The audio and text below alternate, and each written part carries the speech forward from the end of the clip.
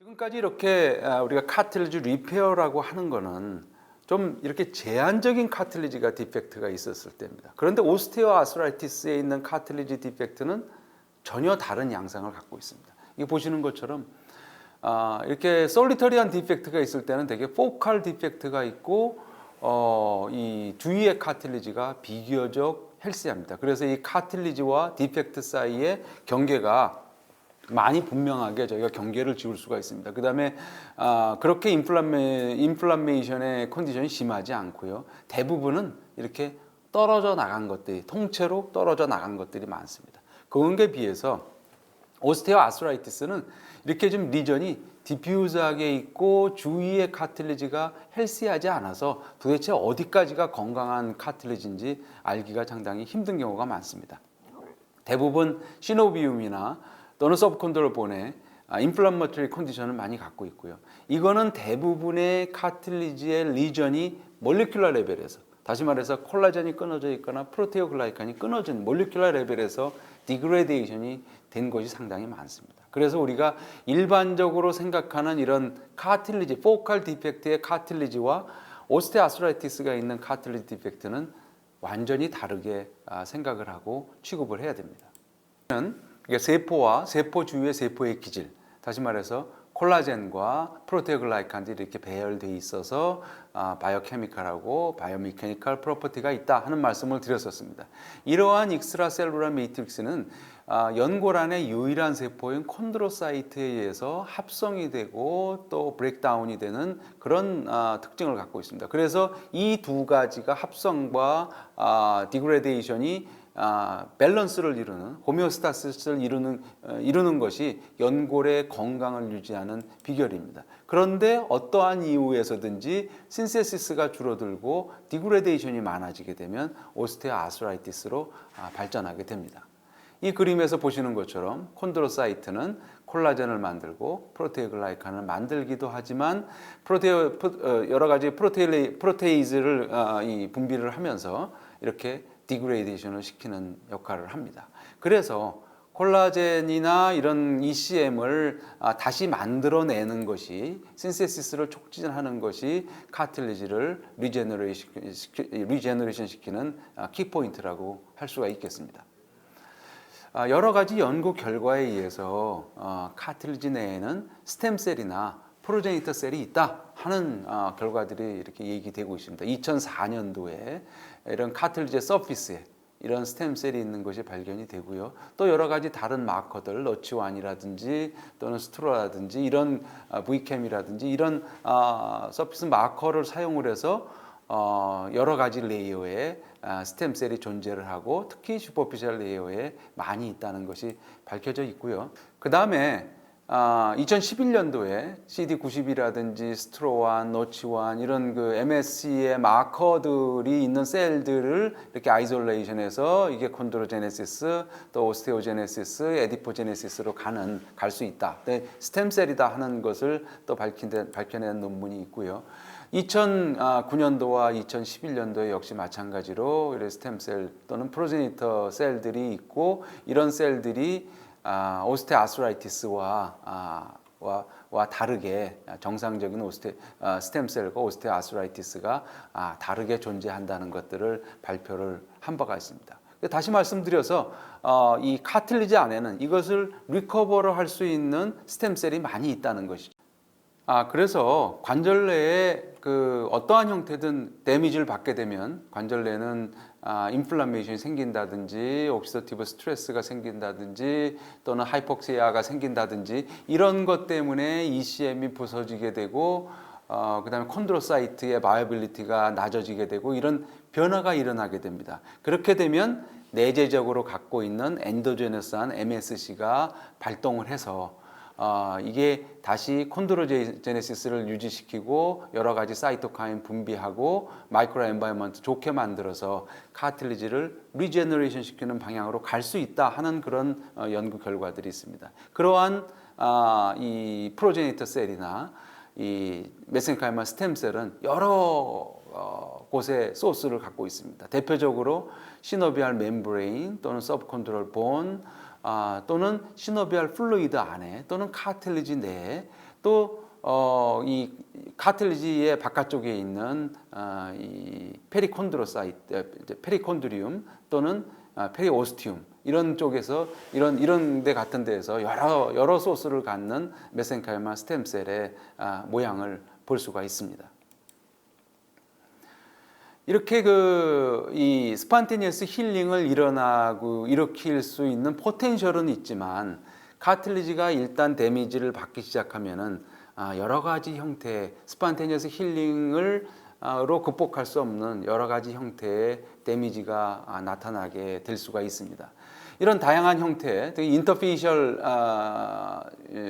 웨어라고 그래서 이 직접적으로 서피스가 마모되거나 또는 콜라겐이나 프로테오글라이칸의 컴플렉스가 이렇게 브레이크다운 되면서 퍼티그 웨어가 일어나거나 혹은 하이 임팩트에 의해서 뭐 프랙처 같은 것으로 떨어져 나가거나 이렇게 다양한 형태의 카틸리지 데미지가 일어날 수가 있고요. 그런 것을 이렇게 여러 곳을 이렇게 그 카틸리지의 모양을 보면 상당히 다양. 이건 토탈리에서 채취한 스페시멘이기 때문에 상당히 인플라메이션의 엔바이언먼트에 노출이 심하게 돼 있던 그런 카틸리지라고 볼 수가 있습니다. 이렇게 빨갛게 보이는 데가 정상적으로 사프라노에 스테인이 된 정상적인 카틸리지 ACM인데 이에 비해서 이렇게 여러 군데 보면 어떤 데는 이렇게 보이고 어떨 때는 거의 ECM이 없고 어떨 때는 이렇게 보이는 여러 가지 멀티페이즈의 카틸리지의 데미지를 볼 수가 있는 겁니다. 그래서 오스테오아스라이티스가 되면 전체 티슈가 다 인플라메이션이 생기고 그것이 다양한 형태의 데미지의 형태로 나타난다 하는 게 카틸리지 데미지의 특징이 되겠습니다. 그래서 오스테오아스라이티스의 카틸리지 리전이 있으면 이건 단순히 힐링만 카틸리지 디펙트의 리제너레이션만 일으키는 것이 아니라 인플라메이션도 컨트롤을 해야 됩니다.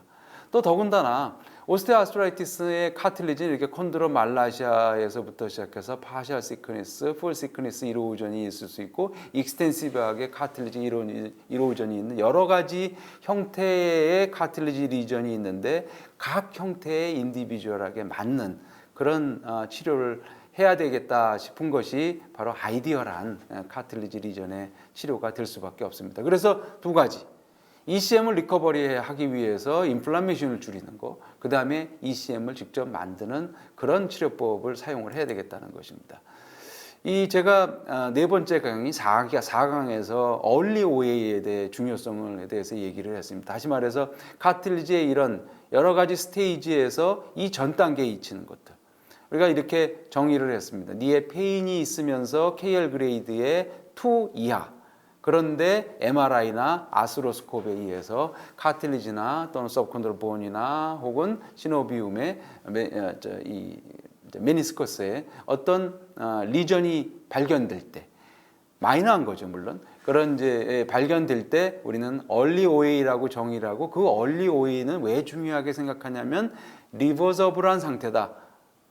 다시 말해서 조인트가 갖고 있는 리제너레이션 포텐셜에 의해서 다시 리커버가 될 수 있는 그런 스테이지라고 생각을 하고 있습니다. 그래서 이런 스테이지에서는 인플라메이션 컨트롤하는 것이 상당히 좋겠다고 얘기를 할 수가 있지만 이 어드밴스드 오스테오아스라이티스가 되면은 엔티 인플라메이션과 함께 리페어 프로세스를 독려할 수 있는, 인커리지 할 수 있는 그런 세라피를 적용을 해야 될 것으로 생각을 합니다.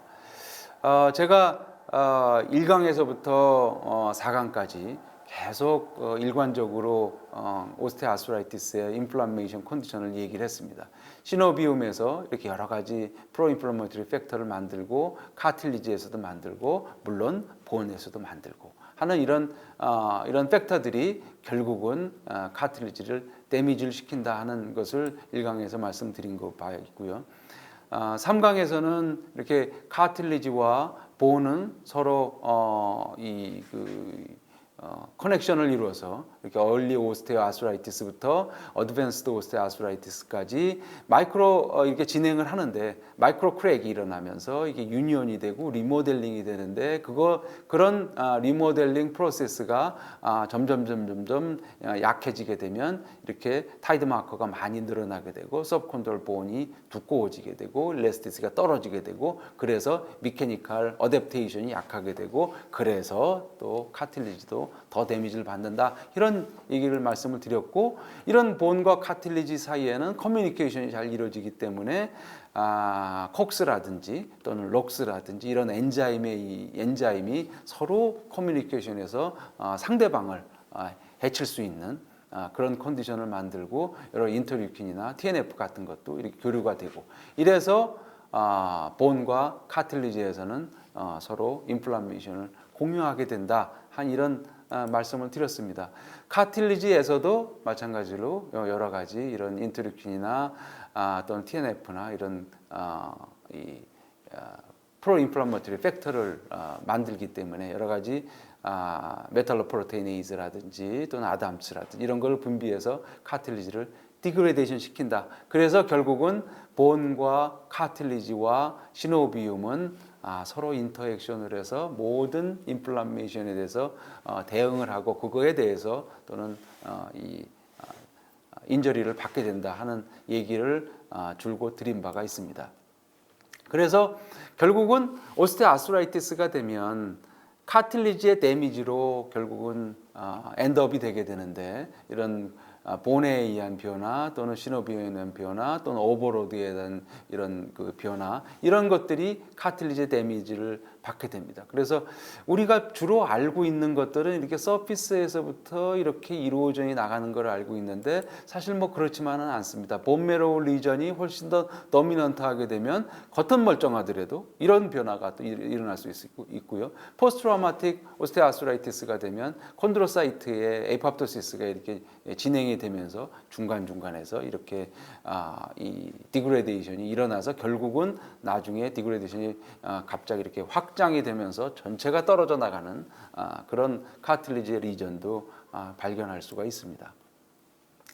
그래서 이런 것들을 해결하기 위해서 카틸리지의 힐링과 또는 인플라메토리 컨디션을 개선하기 위해서 저희들은 셀 세라피에 많은 기대를 걸었었고요. 앞으로도 그 기대를 많이 걸을 겁니다. 그런데 셀 세라피의 기전을 보게 되면 셀을 이렇게 집어넣게 되면 셀이 바닥에 붙어야 됩니다. 집어넣게 되면 일단 바닥에 붙고 그 다음에 증식을 해야 되는데 그때 상황이 만만치가 않습니다. 셀이 들어가게 되면 바로 만나는 것이 마크로파지입니다. 또는 시노비움에 있는 인플라메토리 셀들 이런 것들을 만나게 돼서 잡아먹히게 되고 시노비얼 플루이드에 있는 여러 가지 톡식한 서브스탄스에 의해서 세포의 분화라든지 어태치먼트가 심하게 이 방해를 받습니다. 그래서 저는 셀을 집어넣으면 이런 어마어마하게 그 험악한 환경에 놓일 수밖에 없다 하는 것을 이 간혹 이렇게 슬라이드를 보면서 인지를 시켜드리려고 노력을 하고 있습니다. 이런 인플라메토리 컨디션에 이렇게 들어가게 되면 MSC나 콘드로사이트에 아주 좋지 않은 영향을 미치게 됩니다. MSC가 콘드로사이트로 변하는 것을 막고요. 또 기존의 콘드로사이트도 탈분화가 됩니다. 디디퍼렌시에이션을 만들어서 결국은 non 콘드로사이트 ECM, 즉 콜라겐 2를 타입 2를 만드는 게 아니라 콜라겐 타입 1을 만들어서 더욱이 미케니컬 포스에 약하게 돼서 OA를 프로그레스하는 그런 작용을 하게 되고요. 계속 말씀을 드리지만 여러 프로인플라머토리 사이토카인을 분비하게 돼서 이렇게 그 인플라메이션을 더 일으키고 콜라겐 타입 2 오그레칸의 신세시스를 줄인다. 또 non-chondrocytic ECM이 많이 만들어진다. 또 콘드로사이트가 이렇게 이상한 모양으로, 앱노멀한 모양으로 이렇게 변해서 결국은 콘드로사이트의 기능을 못하는 게 만드는 그렇게 만드는 것이 인플라메이션의 엔바이언먼트다 이렇게 얘기를 할 수가 있습니다. 그래서 오스테오아스라이티스에서의 인플라메이션은 굉장히 중요한 게 이렇게 분화라든지 또는 신세시스라든지 이런 컨디션을 전부 다 방해를 하고 또 더군다나 이 디그레데이션을 왕성하게 증가시켜주는 그런 컨디션이 바로 인플라메이션이고요. 임상적으로도 환자들은 사실은 뭐 카틸리지가 웨어가 돼서 아픈 거 느끼지 않습니다. 카틸리지는 에이뉴럴하다고 말씀을 드린 바 있죠. 오히려 이런 인플라메이션 때문에 환자들은 페인과 또는 기능 장애를 컴플레인을 하게 됩니다. 그래서 저희가 의사의 입장으로서는 이런 이 이제 카틸리지의 문제와 함께 인플라메이터리 컨디션을 같이 해결하고자 노력하는 것이 답이라고 얘기할 수가 있겠습니다. 여기서 보여드리는 것처럼 이렇게 어드밴스된 오스테오가 아스라이티스가 있을 때는 ECM을 리커버리 할 수 있는 좋은 환경을 만들어주고 또 ECM을 실제로 만들어낼 수 있는 신세시스를 할 수 있는 셀을 집어넣어주는 게 방법이라고 생각이 되고요. 그런 방법에 대해서 엑서사이즈를 여러 가지 이제 말씀을 드릴 수가 있는데 엑서사이즈에 대한 거 말씀을 드린 바가 있었고요. 또 파마콜로지 트리트먼트에 대해서 지난 시간에 계속 말씀드린 바 있고 바이오로직 세라피에 대해서 잠깐 언급을 한 바가 있지만 오늘 조금 더 말씀을 드리도록 하겠습니다. 이렇게 파마콜로직 세라피라든지 또는 미케니컬 트리트먼트라든지 또는 MSC 또는 ECM 스트라티지가 여러 가지가 있는데요. 각각이 특징적인 여러 타겟하는 그런 몰리큘들이 있습니다. 주로 이제 파마콜로직 스트라티지는 엔티 인플라메이션을 일으키는 그런 쪽으로 또는 이제 프로 인플라메이션을 일으키는 걸 저해하는 쪽으로 타겟을 잡고 있고 바이오미케니컬은 하기에는 뭐 원인이 되는 걸 제거하는 거죠. 메럴라인부터 고정하든지 메니스커스 프로블렘이 있든지 또는 크루시에이트 인저리에서 인스테빌리티 해결하든지 뭐 그런 문제들일 것이고 MSC 스트라티지에 대해서 사실은 많은 기대를 걸고 있고 오늘 그 MSC에 대해서 조금 더 말씀을 좀 드리고자 합니다. 말씀드린 것처럼 조인트 안에 인플라머터리 컨디션이 이렇게 되면은 이것이 MSC에서 작용을 하게 되고 MSC는 이런 인플라머터리 컨디션을 저항하는 그런 작용을 할 수가 있습니다. 이런 그로스 팩터들을 분비하게 돼서 인플라메이션을 떨어뜨리도록 하고 또 그 카타볼릭 미디에이터를 블록을 하는 그런 것들을 작용을 하게 됩니다. 한편 이 MSC는 헬시한 ECM을 만들어낸 아나볼리카란 이 액션을 해서 카틸리지의 ECM을 만들어내는 그런 좋은 특성이 있고 장점이 있습니다. 아까 말씀드린 것처럼 이런 ECM이 이런 그 MSC가 스템셀이 아무리 좋더라도 일단은 스템셀이 들어가게 되면 세포가 이렇게 바닥에 붙어야 되고요. 또는 그래서 증식을 하게 되고 연골세포나 또는 다른 세포로 분화해야 돼서 ECM을 분비를 하게 되는데 이런 염증 컨디션이 이르게 되면 여기에서부터 세포의 에이팝토시스 또는 셀 데스가 일어나게 되고 사이토카인에 의해서 분할가 억제가 되고 그래서 정상적인 기질의 생성이 저하가 되는 경우가 많습니다. 많은 연구 결과에 의해서 그래서 세포가 얼마나 망가지느냐 하는 것에 대한 정말 많은 연구가 있습니다. 그거는 이제 이런 자가 콘드로사이트라든지 또는 줄기세포, 자가 MSC라든지 또는 동종의 MSC, 콘드로사이트라든지 이런 것들을 이렇게 임플란테이션을 해보면 짧게는 12주 또는 뭐 14주 또는 그보다도 이전에 셀 데스가 현저하게 일어나는 것을 볼 수가 있습니다. 이건 오톨로거스 MSC 또는 엘로제닉 MSC 이런 것을 보더라도 2주, 4주, 12주 이렇게 되는 게 현저하게 시간이 지나는 동안에 현저하게 셀이 감소되는 걸 볼 수가 있고요. 3일 이내에 많이 죽는다. 또 14일 지나니까 거의 발견되지 않는다. 그런 2주에서 5주가 지나니까 보이지 않는다. 이런 형태로 어떤 형태도 간에 오톨로거스 콘드로사이트가 그래도 셀 서바이벌엔 좋지만은 엘로제닉한 MSC를 주거나 또는 제노제닉한 MSC를 주거나 콘드로사이트를 주거나 셀 서바이버십은 굉장히 지대한 타격을 받는다는 것이 이제까지 오랜 연구 기간 동안에 일관적으로 밝혀진 그런 결과입니다. 그래서 셀을 이렇게 주는 것이 오히려 필요치 않지 않느냐 하는 그런 생각도 많이 하게 됐습니다. 대부분의 셀 중에서 아주 극소수만 집어넣어준 셀이고 대부분의 셀들은 호스트에서부터 생겨난 셀들이다. 이거는 ACI인 경우에도 상당히 적용이 되는 그런 사실들입니다. 그럼에도 불구하고 셀 세라피는 현재까지 많이 진행이 되고 있습니다. 그것을 제가 이제까지 그 논문을 본메로우의 셀과 에디포스 티슈에서 채취한 셀을 이용한 클리니컬 스터디를 한번 정리를 좀 해봤습니다. 이게 보시는 것처럼 본메로우에서 오리진한 셀들은 초기에는 2002년도부터 연구를 클리니컬 트라이얼이 와키타니 선생에 의해서 시작이 됐고요. 초기에는 임플란테이션을 많이 했습니다. 물론 환자 수가 극소수이기 때문에 만족스럽지는 않지만 초기에는 임플란테이션을 많이 하다가 그 다음에 인젝션을 하게 됐고요. 많은 페이퍼에서 이 페인이나 펑셔널 스코어가 임프루브가 됐다고 그렇게 얘기를 하고 있습니다. 그리고 카틸리지 리페어도 조금 나아진다 하는 그런 얘기를 하고 있고요. 최근에 들어와서 2016년, 17년, 19년 이럴 때도 이 페이퍼 이럴 때 나온 페이퍼를 보면은 대부분 최근에 들어와서는 임플란테이션보다는 인젝션을 많이 했습니다. 여전히 대상 환자 수가 좀 적은 것이 불만인데요. 어쨌든 컬처를 해서 집어넣은 것이고 결과는 바스라든지 펑셔널 스코어가 대부분 좋아지더라 하는 그런 결과들을 보이고 있습니다. 또 2020년도의 결과에서도 쿠스 스코어를 했더니 좋아지고 MSC, PRP를 한 그룹이 조금 더 좋다 하는 그런 얘기를 보고를 하고 있고요.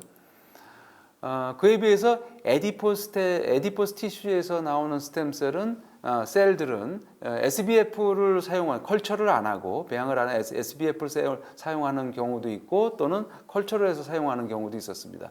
그런데 거의 예외 없이 다이렉트 인젝션을 한 경우가 많고요. 물론 대상 환자 수가 그렇게 많지는 않고 재밌는 것이 이름을 보시면 알겠지만 거의 그 한국에서의 연구가 가장 활발하게 이루어진 것을 볼 수 있습니다.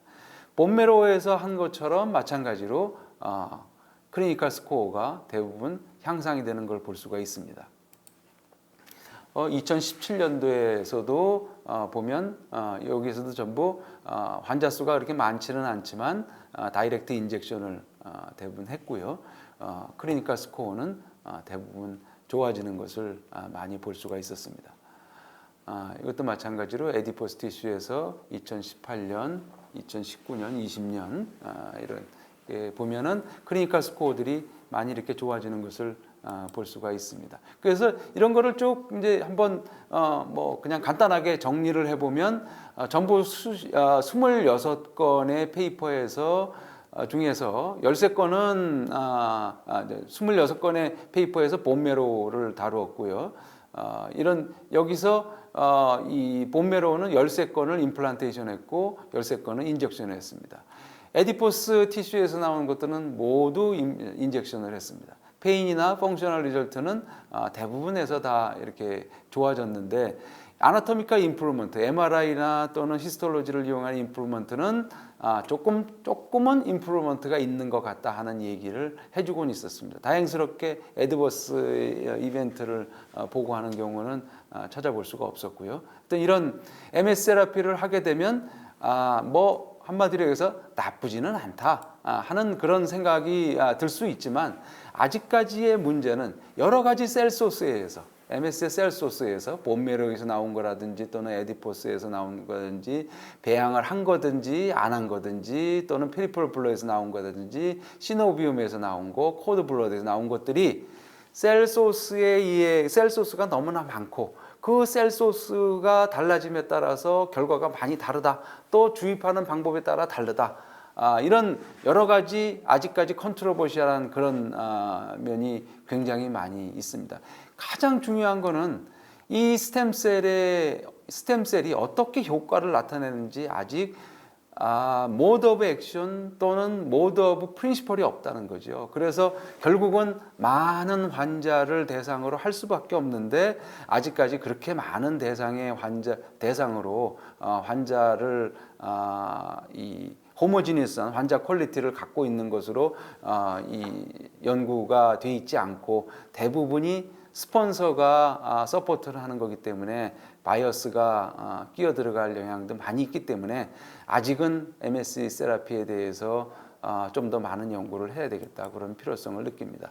더군다나 최근에 들어와서는 파라다임이 이제 바뀌고 있습니다. 아까 제가 말씀드린 것처럼 집어넣은 셀들은 거의 대부분 죽습니다. 그래서 셀에 의한 어떤 효과, 다이렉트 디퍼렌시에이션보다는 이 파라크라인 이펙트가 뭔진 모르지만 파라크라인 이펙트가에 대해서 기대하는 것이 더 많고요. 셀이 있어서 계속 생존해서 하는 것보다는 몸 안에 있는 호스트의 셀을 마이그레이션을 유도해내는 것이 더 좋을 것 같다 하는 그런 생각을 하게 될 수밖에 없고요. 임플란테이션 하는 것이 그렇게 어드밴티지가 있다는 그런 레셔널레를 찾아보기가 힘듭니다. 그래서 오히려 그거보다는 그냥 레스 인베시브하게 인젝션 하는 것이 낫지 않느냐. 혹은 셀을 유지하고 ECM을 유지하려면 아예 엑스비보 또는 이 엔지니어된 카틸리지를 만들어서 집어넣어 주는 게 좋지 않느냐 하는 이런 여러 가지 생각에 의한 파라다임이 바뀌어가고 있습니다. 여전히 그래서 아직 스템셀을 이용한 치료는 갈 길이 멀다 이렇게 얘기할 수밖에 없습니다. 여기 아마 시간을 좀 내서 보시면 좋겠습니다. 2017년도에 좋은 페이퍼가 발표가 됐고요. 이런 페이퍼가 디그레데이션과 리제너레이션을 같이 해결할 수 있는 여러 가지 방법들을 이렇게 썸머리를 잘 해놨습니다. 스템셀의 호밍 팩터를 추가해서 집어넣는 것 또는 뭐 ACI 하는 방법, 엔도제너스한 스템셀을 끌어내는 방법, 그로스 팩터를 같이 붙여서 사용하는 방법, 스캐폴드를 같이 붙여서 사용하는 방법, 다양한 이 방법들이 소개되고 있으니까 한번 검토를 해봐 주시는 것이 좋다고 생각합니다. 마지막으로 오스테오아스라이티스의 타입에 대해서 얘기를 하고자 합니다.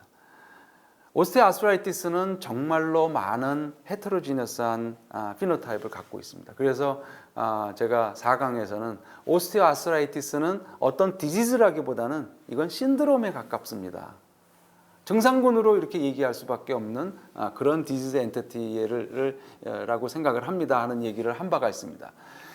아주 클래시컬하게 이런 클래시피케이션을 하고 있죠.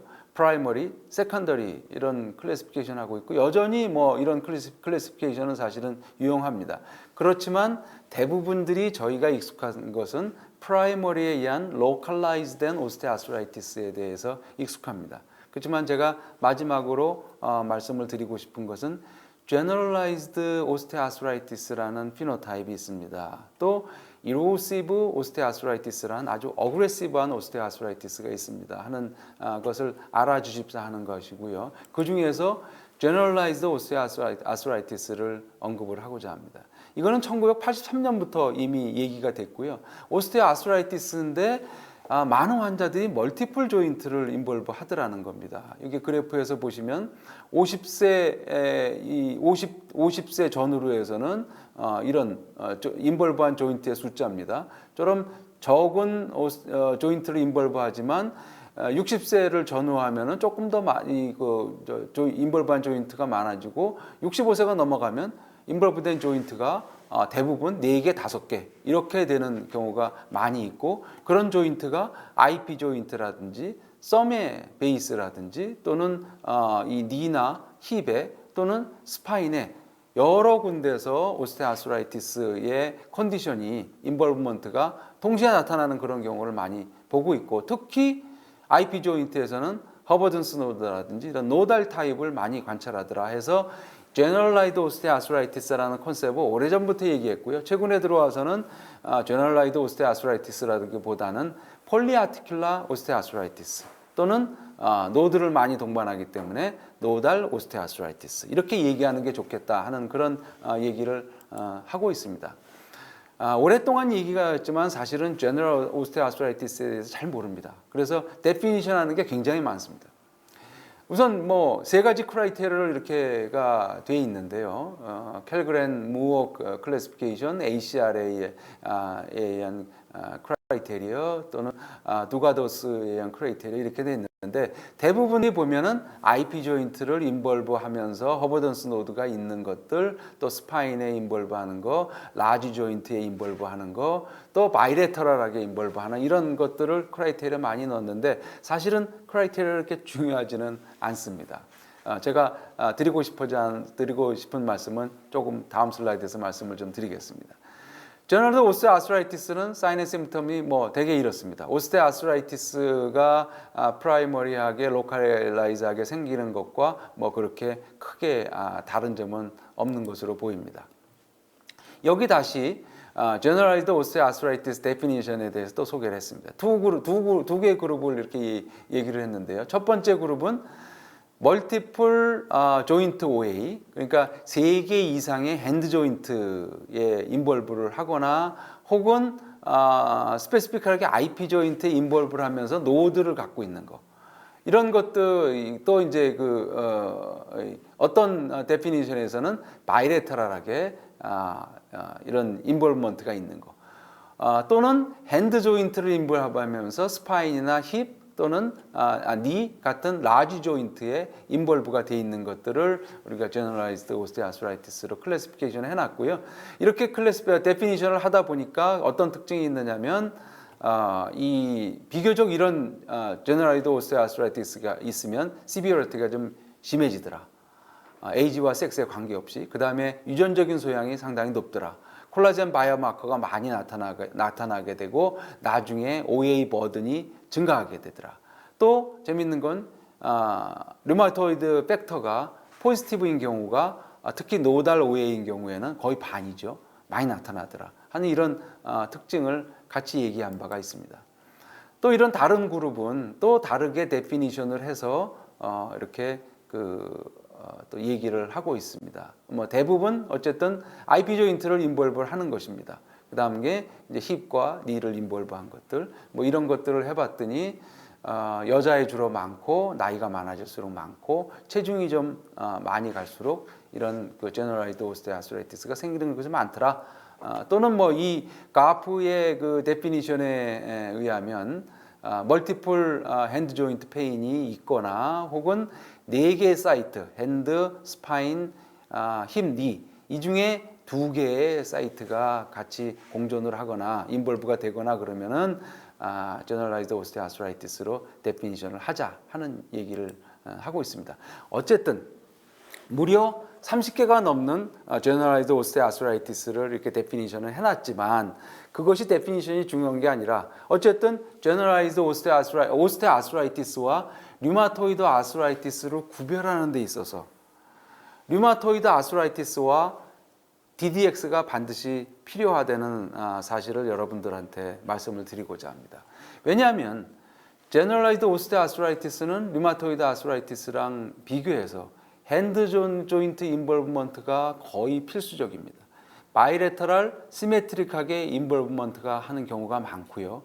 모닝 스티프니스가 있는 1시간 이상 모닝 스티프니스가 있는 경우도 많고 아까 말씀드린 것처럼 특히 노달 제너럴 오스테오아스라이티스인 경우에는 류마토이드 팩터가 포지티브인 경우가 상당히 많습니다. 아시는 바처럼 오스테오아스라이티스와 류마토이드 아스라이티스의 메디케이션이라든지 프로그노시스나 이런 건 완전히 다릅니다.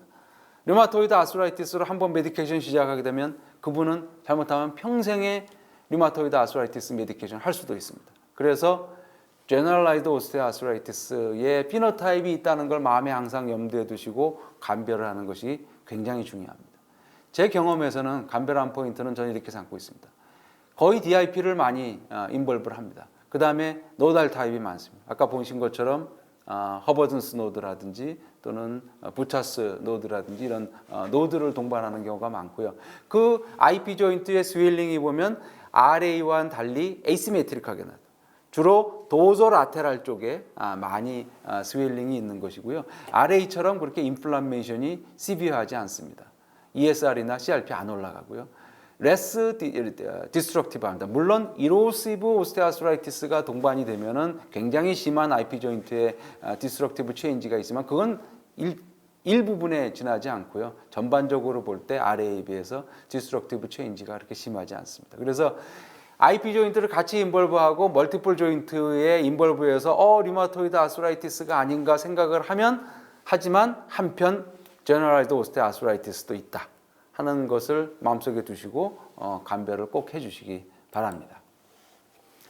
자, 이상 제가 8번에 걸쳐서 오스테오아스라이티스에 대해서 여러분과 이 정보를 교환을 하고 논의를 많이 했습니다. 그래서